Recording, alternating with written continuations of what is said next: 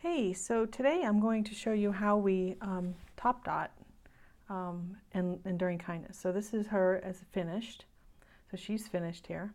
And we're going to take the stone that I did yesterday with our first layer of dots and put the top dots on. So that's what we'll be doing.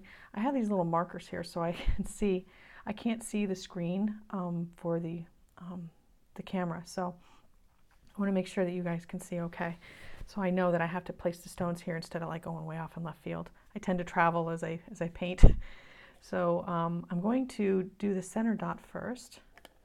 I just want to show you these gorgeous, gorgeous colors. I mean, like, I hope you can see that well. That's beautiful stuff. This is After Midnight. Ooh, I can think of a song, After Midnight. All right, so first thing I have to do is figure out the tool size I want to use. So this one looks about right. You can see all the paint I have on it. I know it's been well used.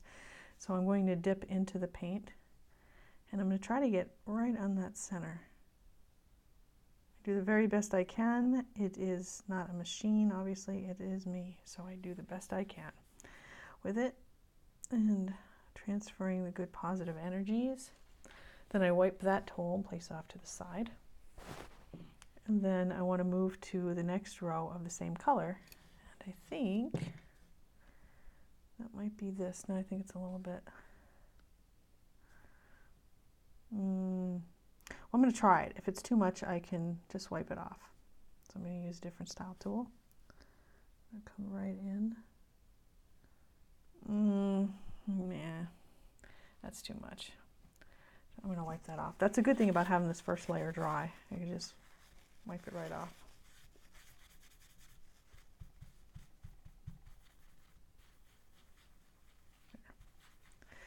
Wipe that off and then grab a smaller tool. Make sure I'm still in. So again, it's, and I rotate around as I go. When I first started out, I worked at a snail's pace, and I mean, that's to be expected because you're still learning how, do you rest your hand? Do you hold, do you hover? There's a lot you learn. Do you lean it against a stone? I learned real quick, don't lean it against a stone if it's wet. That's not good.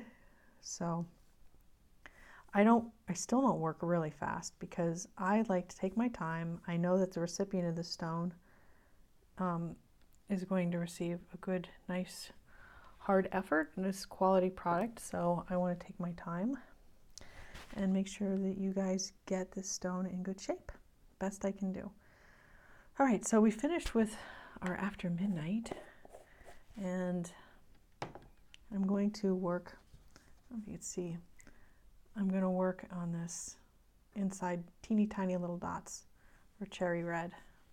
So I'm going to, I have her right here. I call them all hers, right? They're all hers, but look at that color. Oh my gosh. I fell in love with these paints. I hope I'm not coming up too close. They are just amazing.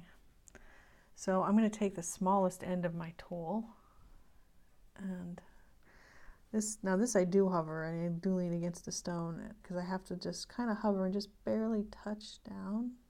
Oh, these are tough. I tried using a toothpick once, but it didn't hold enough paint for me. It was kind of a little tough. So just go around and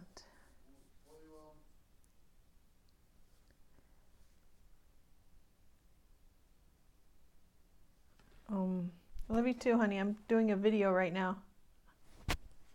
It's my son in the other room. Okay, and I hope I didn't just yell in your ear by hollering out to him. All right, next thing I'm going to do is I'm going to do this color here, which is a vibrant turquoise. This is a beautiful color as well. I love showing the paints. Like, look at that. Wow, it's like liquid. I mean, it is liquid, but it looks like kind of like liquid gold. All right, I think this is the tool for that. Maybe, maybe not. I think it's too big. I'm going to try the ball end of this tool. We'll see how that goes. Yeah, I wouldn't want to go any bigger than that. I have to be careful too, because sometimes the paint spreads depending on how hard you touch down on the material. And also, the more often you dip the tool into the paint and do this, it will retain some paint. So see, it's retaining paint, and then I'm adding more paint to it. So as you go around, you might end up with a bigger dot. So again, it takes practice. And yep, so now I'm going to do the next layer, which is right here. And that one I think I can do with this one. I'm going to try it. If not, I can always wipe it. Yep. So we enjoy showing these videos to you too, so you can see how the stones are, how they're painted and how they come to life, and you know, that we're in a nice environment with positive energy, and we want that for you. These are lava stones, right? So they've been around for a long, long time, and they retain heat and I believe energy, because I think heat is energy. I think life is energy. So if it's possible, we're putting everything in there. All right, so this color is finished, and I'm going to move over, and oh, we only have 2 more colors basically. So the next color is going to be this gorgeous, gorgeous shimmer paint. And this, because of the kind of bottle it is, I have it poured into a palette off to the side that I'm going to dip into. And I'm going to, I think, do this one.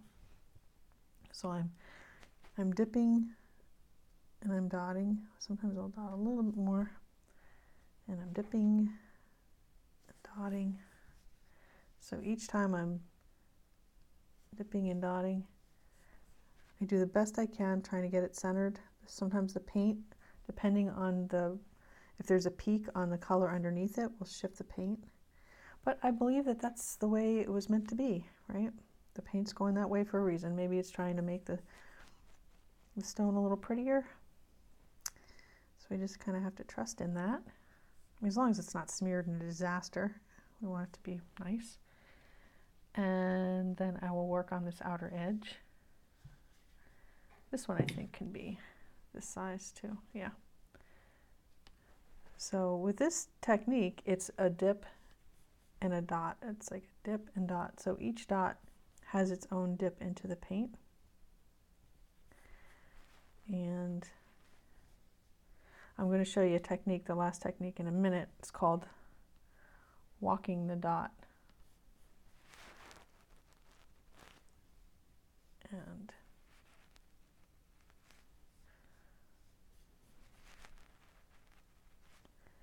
there.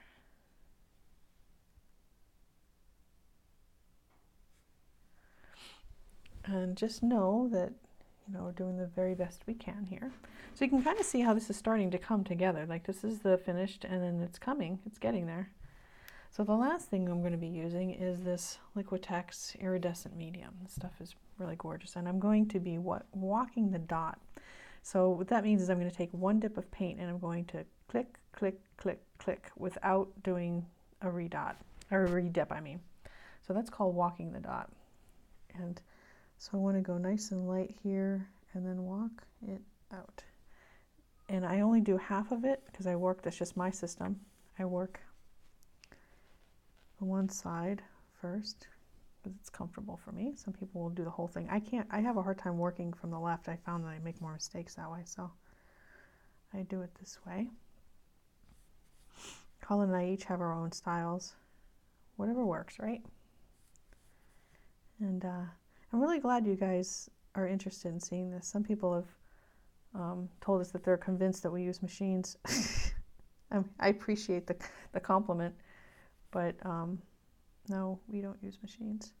So each one takes a while, right? And again, it's a work of art. It's not, you know, something that's, you know, you find on the shelves anywhere. So each one has a similar pattern, but it's never exactly identical to another one with the same design.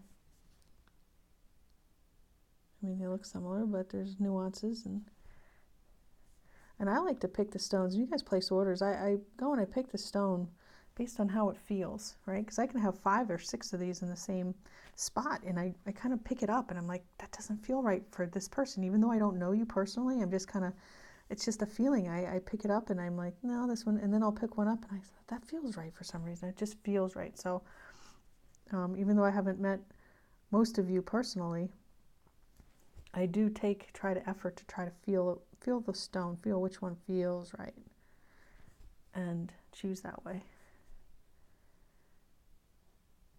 And then there we go. Oh, no, not quite finished.